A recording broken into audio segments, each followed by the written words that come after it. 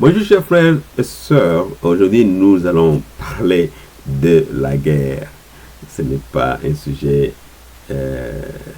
facile, ce n'est pas un sujet étrange, c'est le sujet qui se répète à maintes reprises dans la Bible. Juste pour vous dire que nous sommes en guerre. Est-ce que vous étiez au courant que nous étions en guerre?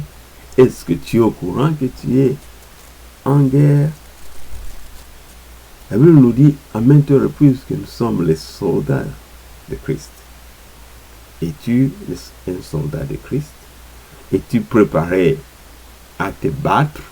Ou tu te lèves le matin et tu te dis, oh, moi je n'ai pas la force, je suis faible, je suis ceci, cela. Et la Bible te dit que tu es un vaillant soldat. Ou bien tu vas agir comme, n'est-ce pas, c'est Gédéon qui, l'ange avait dit que bonjour, la salué, tu es le vaillant soldat. Elle a dit que comment puis-je être vaillant soldat? Ma tribu, ceci, cela, il parle de tout ce qui est, qui concerne, n'est-ce pas, la chair. Il oublie qui il est en esprit. Peut-être c'est ça ton cas aussi. Tu oublies qui tu es. Tu es un vaillant soldat. Jésus nous dit que celui qui est dans le monde n'est pas plus fort que celui qui est son Père. Il dit mon Père est plus grand que celui qui est dans le monde. Et il nous dit que lui est son Père et habite en nous. Quand tu as accepté Jésus-Christ comme ton Seigneur et ton Sauveur, eh bien Jésus vient habiter en toi. L'Esprit Saint que tu as invité en ton cœur, il vit chez toi. Donc tu es très puissant. Je me souviens avoir prêché, n'est-ce pas, sur dire que quand nous mourons comme de simples gens. Pendant qu'on est fort. Ce qui nous fait mourir comme cela, c'est l'ignorance. La Bible nous en parle à maintes reprises. L'ignorance nous tue. Lis ta Bible. Arme-toi. C'est là où se trouve ta force. Ton arme, ce n'est pas n'importe quelle arme. Ton arme, c'est l'arme spirituelle. Tu es en combat. L'apôtre Paul répète ça à maintes reprises. Combattant ces combats. L'apôtre Paul était très fier de lui-même, n'est-ce pas? Il lui dit en 2 Timothée chapitre 4, n'est-ce pas? Verset 7, j'espère. Verset 7, il dit, j'ai combattu le bon combat. Donc c'est pour te dire que tu es en guerre. L'apôtre Paul que nous sommes en train de suivre, et lui qui suit Jésus-Christ, il dit, j'ai combattu le bon combat. Seras-tu capable de dire que tu as combattu le bon combat? Seras-tu à même de dire que tu as combattu le bon combat? Tu es en guerre, que tu le veuilles, que tu le veuilles ou pas. Tu es en guerre. C'est pourquoi le diable en profite et il t'élimine, il te torture sur cette terre. Toi, tu dis, oh, quel jour, ce sera beau ce jour-là au ciel. Non, le combat commence ici. Au ciel, il n'y aura pas ce combat-là. C'est pourquoi toutes ces armes spirituelles sont données, sont données à moi et à toi pour que nous puissions nous combattre et sortir tête haute et sortir victorieux de cette terre. C'est pourquoi certaines personnes acceptent de mourir vite parce qu'elles ignorent ce qu'ils sont. Elles ignorent qu'elles ont les armes plus fortes. Lisons, n'est-ce pas? Je vous lis, et nous avons déjà lu pour cette 2 Timothée chapitre 4, verset 7, il dit, commençons par 6. Non. Et allons-y, c'est ma 7, c'est-à-dire, j'ai combattu le bon combat, j'ai achevé la course, j'ai gardé la foi. J'ai combattu le bon combat, j'ai achevé la course et j'ai gardé la foi. Ça, c'est très important. Il a combattu le bon combat. Aujourd'hui, si je suis venu vers toi, mon frère, ma soeur, c'est pour te dire que tu es en guerre. Tu es en guerre. Ne sois pas ignorant, ne sois pas distrait. Tu es en guerre. Ton ennemi sait que tu es là. Et il te voit, il te regarde, il travaille jusqu'à ce qu'il va terminer. Tu vois, la Bible nous dit en Jean 10, il vient voler et tuer et détruire. Et une autre version dit qu'il ne vient que. Donc il n'y a pas d'autre histoire qu'il est en train de venir faire. C'est la meilleure façon de les combattre, la meilleure façon de rester victorieux en Jésus-Christ. C'est savoir d'abord que tu es en guerre. Il ne faut pas prendre ça avec négligence. Et faire attention. Quand tu parles, quand tu écoutes, qu'est-ce que tu écoutes, à quoi tu es lié? As-tu fait une relation avec ton ennemi? Est-ce que tu es au courant de ça? Tu fais attention. Parce que ton ennemi, son travail, ou la raison pour laquelle ton ennemi est à côté de toi, c'est pour t'exterminer. Si tu y es au courant de ça, eh bien, la façon dont tu agis, la façon dont tu parles, la façon dont tu est différente. Ton ennemi vient, il t'attire, ton ennemi, ça peut être ton ami, ça peut être ta famille, ça peut être n'importe qui, mais ton problème, c'est ton vrai, ta meilleure relation, c'est la relation avec la parole de Dieu, c'est là où tu dois te tirer. Quand tu es avec elle, tu sais comment agir en présence de ta femme, en présence de ton ami, de tes enfants, en présence des amis du travail, partout. Tu sais comment agir. Ce combat, d'abord, ce combat, il faut le dire, ce combat est personnel. D'abord, c'est toi qui es au four et au moulin. Certaines personnes, elles deviennent chrétiennes, elles sont chrétiennes pour les autres. Non, la vie chrétienne est vraiment personnelle. La vie de personne, la vie chrétienne, c'est ta relation avec Dieu. Comment est cette relation-là? Comment est cette relation-là? Sache que tu es en guerre.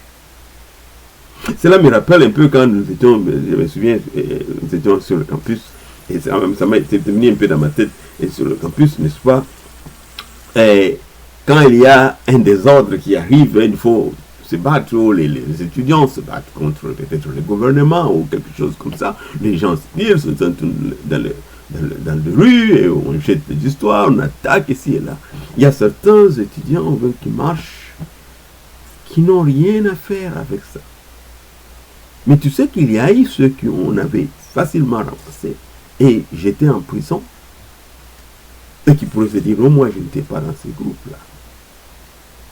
Mais quand on vient attaquer, on attaque, c'est tout le monde. C'est les étudiants qui marchent, ce sont les étudiants qui font ceci, cela. C'est un exemple qui m'arrivait toujours. Même si tu es en train d'agir que tu n'es pas, on connaît que tu es un étudiant. Pendant que tous les étudiants ont fait quelque chose, tu fais partie de cela. C'est un exemple qui m'est arrivé, je ne sais pas s'il convient vraiment, mais ce que je vais te dire que tu es en guerre. L'ennemi connaît. C'est intéressant de remarquer que l'ennemi a toujours tendance à connaître, même plus que tes propres, n'est-ce pas, les gens qui sont de ton côté. Nous avons su, n'est-ce pas, les ennemis ont su que Jésus allait ressusciter, hein, le troisième jour. Ils savaient.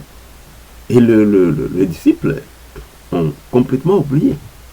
Étonnés quand les femmes sont venues leur dire qu'il est ressuscité. L'ennemi savait. L'ennemi, la Bible nous a présenté beaucoup de cas où l'ennemi savait qu'il y avait cela. Et quelqu'un même dit même que les mages, par exemple, qui ont pu savoir que Jésus-Christ n'étaient même pas les suiveurs de Jésus. Donc, l'ennemi peut connaître, l'ennemi connaît que tu es dangereux. Quand tu te lèves, il a peur. Mais il s'approche de toi et dit qu'il est distrait. La distraction va te tuer.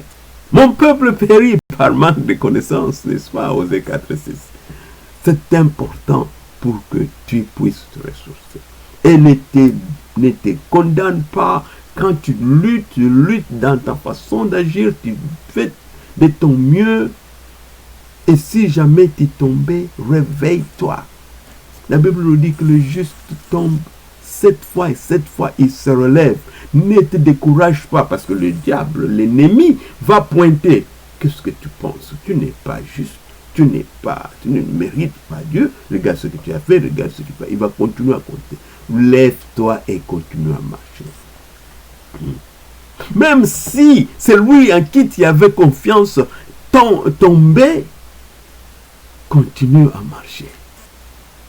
S'il arrive un pasteur que tu aimes le plus, et tu es un grand pasteur, il est vaillant, et quelque part, ça arrive, ce pasteur tombe. Qu'est-ce que toi tu fais? Continue à marcher. Nous sommes en guerre. En guerre, c'est pourquoi je vous dis que la vie chrétienne, parfois, les militaires ou bien les gens qui sont allés à la guerre ils connaissent un peu ce qui se passe. Ton bon ami, ton ami le plus proche pourrait tomber ici. Ce n'est pas ton temps pour tout abandonner, commencer à pleurer, moi aussi. Non. Tu combats, tu te bats debout en train de continuer à te battre. Il faut continuer à te battre.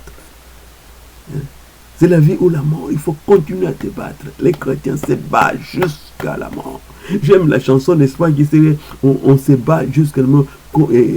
C'est Debout Sainte Cohorte, je pense. Il y a une chanson qui parle de que je me tiens debout et je continue à me battre. Donc il faut se battre, il faut être résistant, il faut continuer à te battre parce que ta victoire est certaine. Ces combats, la différence des combats que les différents militaires ont aussi sur la terre, nos combats que nous menons ici sur la terre, sont des combats spirituels, et après de l'autre côté, ce combat-là, c'est déjà gagné. C'est déjà gagné. Si autrement, tu risques de... Et quand tu ne combats pas, eh bien, la victoire ne se montre pas totalement. Tu fuis pendant que c'est toi qui as gagné.